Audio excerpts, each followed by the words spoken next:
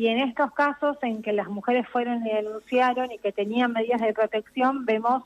dos fallas. Una que es que al mismo tiempo que la mujer va y recurre a hacer una denuncia, las medidas claramente que se toman no son efectivas para poder preservar su vida, y ahí también entran las fuerzas de seguridad, que son quienes tienen que controlar que esas medidas de protección se cumplan, y que en mayor medida siempre lo que vemos es que son las mujeres las que tienen que, con sus redes, que también son otras mujeres, tratar de no sé si de defenderse, pero sí de protegerse de su agresor, quedando muchas veces prisioneras en su propio hogar, cuando el agresor es excluido o no vive con ella. Y esto es muy importante para tenerlo en cuenta, que es una exigencia y que es una deuda de la democracia, que las fuerzas de seguridad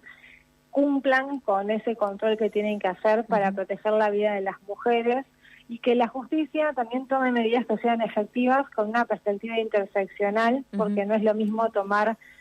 una medida de protección para una persona que vive en una ciudad más pequeña, que en una ciudad más grande, que una persona que está en una situación económica mucho más desfavorable que otra. Son todos componentes que hoy en día en su mayoría la justicia no tiene en cuenta, y que lo que detiene es que tampoco se forma en perspectiva de género. Nosotras tenemos en el país la ley Micaela, que es de capacitación en perspectiva de género en todos los para todos los funcionarios y funcionarias del Estado, y el Poder Judicial todavía se muestra reticente a hacer ese tipo de capacitaciones. Que uno de los agresores sea miembro de las fuerzas de seguridad o de militares, lo que implica es una situación de riesgo mayor, porque tienen en sus manos posiblemente o tienen acceso a armas de fuego.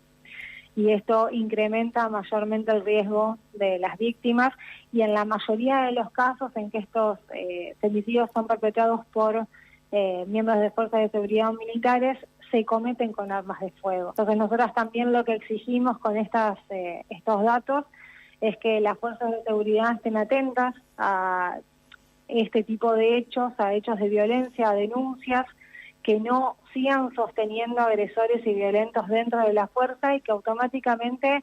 por lo menos se les saque el arma reglamentaria. Y aparte que empiecen a romper esos pactos machistas dentro de las mismas fuerzas, que muchas veces cuando las mujeres van a denunciar casos de violencia, cuando su agresor forma parte de la policía o de fuerzas militares, esto implica otro contexto a tener en cuenta, que